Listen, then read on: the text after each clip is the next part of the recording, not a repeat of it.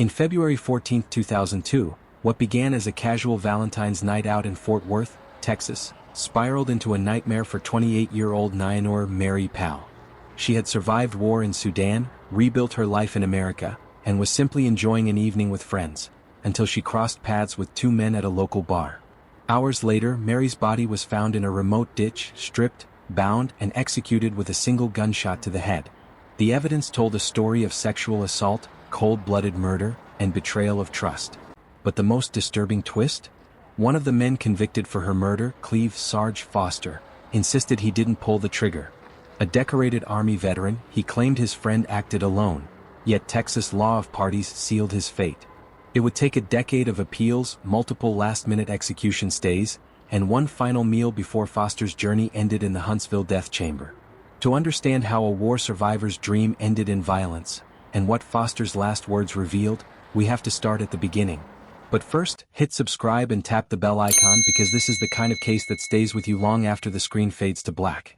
Cleve Foster was born on October 24, 1963, in the rural heart of Henderson County, Kentucky, a place where the mornings began with the mist rolling over cornfields and where everybody seemed to know each other's business. But behind the postcard image of small-town America, his childhood was far from idyllic. Home life was turbulent, shaped by the volatile moods of his alcoholic father. The man who should have been a protector was often a source of fear, and discipline in the Foster household was delivered with fists and sharp words. For a young boy, love was conditional, silence was safer than speaking out, and dreaming of a way out became a necessity. As he grew, Cleve found refuge in physical strength and discipline, traits that would one day serve him well in the military. Fresh out of high school, restless and desperate to prove himself, he enlisted in the United States Army. The moment he signed his name, he traded the instability of home for a world governed by order, rules, and rank. In the Army, he found a place where effort was rewarded, and over the course of nearly 2 decades, he rose steadily through the ranks to become a sergeant first class. To his comrades he was Sarge, a leader who could be firm but fair, someone who understood how to command respect on the training field and in the barracks. Foster served across multiple stateside bases and overseas assignments, training young recruits and leading them through the physical and mental demands of military service. He knew the cadence of drills, the sound of boots striking pavement in unison, the pride of wearing the uniform and the weight of responsibility that came with it. But for all his dedication and the respect he commanded, the rigid military life couldn't erase the flaws that had taken root in him long before he enlisted. Under the surface, personal decisions and moral lapses began to threaten the career he had built. Eventually, trouble caught up with him. Allegations surfaced, accusations that he had provided alcohol to underage female recruits and engaged in a sexual relationship with one of them. The military took such charges seriously, and Foster soon found himself court-martialed. Whatever sense of permanence he had carved out in the Army dissolved when he was denied re-enlistment. For a man who had built his identity around the uniform, the dismissal was devastating. Life after the Army was a slow unraveling. Without the structure of military life, Foster drifted, picking up odd jobs, moving from one unstable relationship to the next, and carrying the weight of a career ended in disgrace. He tried to find purpose again, but the camaraderie of his Army days was gone, replaced by an aimlessness he couldn't shake. It was during this wandering period in the early 2000s that he crossed paths with a younger man, Sheldon Ward. Ward was rough around the edges, unpredictable, and carried his own troubled history. What began as an acquaintance soon turned into a partnership of sorts, and the two would end up sharing a cheap room in a Fort Worth area motel. Neither could have known it then, but that unlikely pairing would set in motion a chain of events that would lead to the most infamous and final chapter of Cleve Foster's life, one that would end in the shadow of Texas death chamber.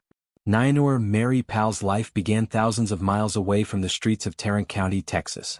She was born in Sudan, a land scarred by decades of civil war, where the sound of gunfire could pierce the air without warning and where safety was a fleeting luxury. Her early years were defined by survival, witnessing the kind of loss and hardship most Americans could never imagine. Yet even as a child, Mary carried a resilience that stood out. She had a quiet strength, a determination to not only survive but to find a better life.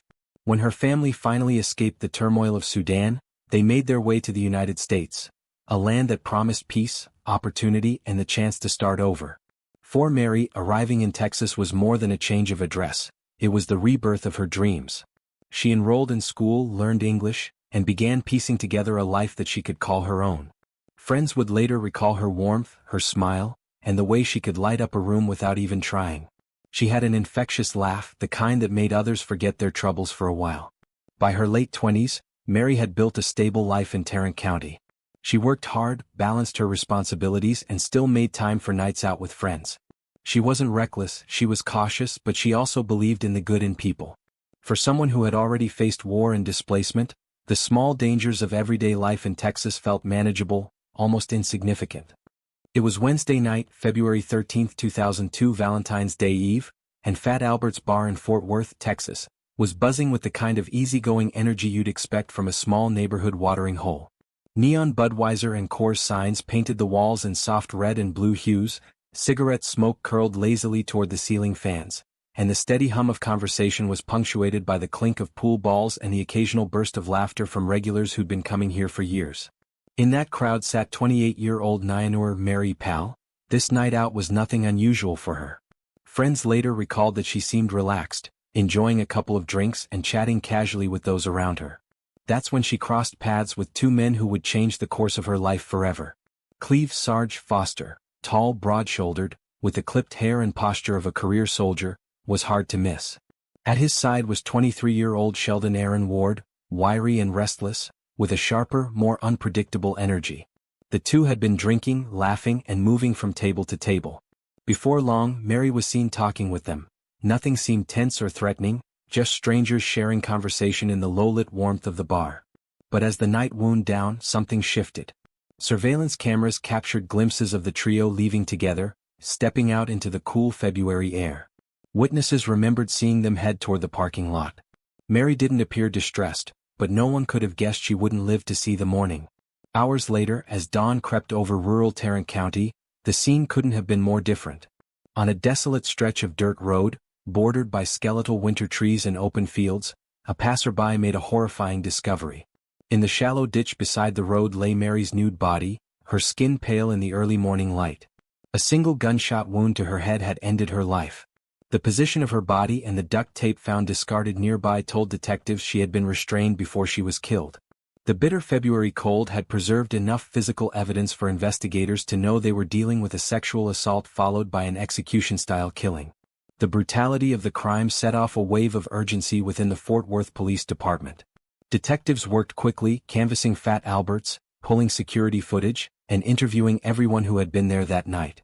Multiple witnesses confirmed the same thing. Mary had been in the company of Foster and Ward shortly before closing time. As the investigation into Mary Powell's murder moved forward, detectives in Fort Worth began piecing together a case that would hinge on one of Texas' most controversial legal principles, the law of parties. Under this statute, a person doesn't have to pull the trigger to be convicted of capital murder. If you aid, abet, or encourage a crime, if you're present, participating, or helping in any way, you can be held just as guilty as the person who physically commits the act. In the eyes of Texas law, the accomplice is the shooter's equal, and both can face the same ultimate punishment, death. From the beginning, the physical evidence told detectives that two men were involved. The DNA linked both Cleve Foster and Sheldon Ward to sexual contact with Mary on the night she died. Witnesses placed all three leaving Fat Albert's bar together, and the murder weapon, a .44 caliber revolver, was found in the motel room the men shared. But when it came to the fatal gunshot, the evidence began to point toward Ward as the man who pulled the trigger. Ward, a wiry young man with a history of unstable behavior, gave multiple conflicting statements in police interviews. In some versions he claimed he acted alone, saying Foster had left Mary alive, unharmed, when he walked away from them. In others he suggested Foster was more involved, hinting at shared responsibility without giving specifics. These shifts in his story forced investigators to examine not just who did what, but how the law would view their actions in tandem. Foster, for his part, stuck to one narrative from the moment he was questioned. He admitted to having sex with Mary but insisted it was consensual. He claimed that afterward, he left her alive with Ward, assuming the two would part ways without incident. When asked why he never reported her disappearance, Foster gave vague answers, none of which satisfied the detectives pressing him for details. Then came a chilling twist. Ballistics testing linked the .44 caliber revolver found in their motel room to an earlier unsolved murder, the killing of 22-year-old Rachel Ernosky in Fort Worth. This revelation didn't just deepen suspicion, It tied Foster and Ward to a broader pattern of violence. Suddenly, Mary Powell's murder wasn't just an isolated incident. The gun in their possession had been used before in another young woman's death. With Ward increasingly positioned as the triggerman, prosecutors could have pursued only him for capital murder. But under the law of parties, Foster's presence, his admitted sexual contact with the victim, and his continued association with Ward after the killing were enough to argue that he shared full responsibility for Mary's death. In the eyes of the jury, he was not just an accessory, he was a co-conspirator in an act of premeditated, brutal violence. For Foster, that meant something chilling. Whether he pulled the trigger or not, the law would treat him as if he had. And in Texas, that could only lead to one place, the death chamber. In 2004, after 2 years of mounting evidence, conflicting statements, and the looming presence of Texas law of parties, Cleve Sarge Foster stood before a Tarrant County jury in a capital murder trial that would decide whether he lived or died. The prosecution's case was straightforward and unforgiving. Foster had left Fat Albert's bar with Mary Powell, participated in her sexual assault, and whether he fired the gun or not, had been a willing partner in the events that ended her life. The DNA, the witnesses, the murder weapon, all of it was laid out in a narrative that painted him as equally culpable as Sheldon Ward. The jury deliberated, weighed the evidence, and returned with a verdict: guilty of capital murder. The sentence was death. But the fight was far from over. Foster's defense quickly mounted an appeal, claiming that his original trial counsel had been ineffective to the point of violating his constitutional right to a fair trial. They argued that crucial pieces of evidence and key witness testimony, information they believed could have swayed the jury toward life instead of death, had been ignored or mishandled. Among these, they said, were statements suggesting Ward alone had committed the murder and forensic details that could have undermined the prosecution's timeline. Over the next several years, the appeals wound their way through state and federal courts, each one chipping away at Foster's hope but never fully extinguishing it. Meanwhile, in 2010, his co-defendant Sheldon Ward, long identified as the likely triggerman, died of brain tumor while still on death row, never facing execution. That fact became a bitter talking point for Foster's supporters. The man accused of firing the fatal shot had died a natural death, while the man convicted under the law of parties awaited lethal injection. Between 2011 and 2012, the end came for Foster not once, not twice, but 3 separate times. At least, it almost did. His execution was scheduled on 3 different occasions, and each time within hours of the lethal injection, the U.S. Supreme Court issued a stay, halting the process to review new claims. For Foster, it was a surreal limbo, strapped emotionally to the gurney of death row, yet still breathing when the day was done. The final, crushing blow came in September 2012, when the court denied his last appeal. This time there would be no 4th stay. 3 justices, Ruth Bader Ginsburg, Elena Kagan, and Sonia Sotomayor, publicly dissented from the decision, suggesting they believed there were serious issues with how his case had been handled. But their dissent was not enough to change the outcome. For Foster, the long delays and fleeting reprieves were over. His date with the death chamber at Huntsville's Walls Unit was set in stone.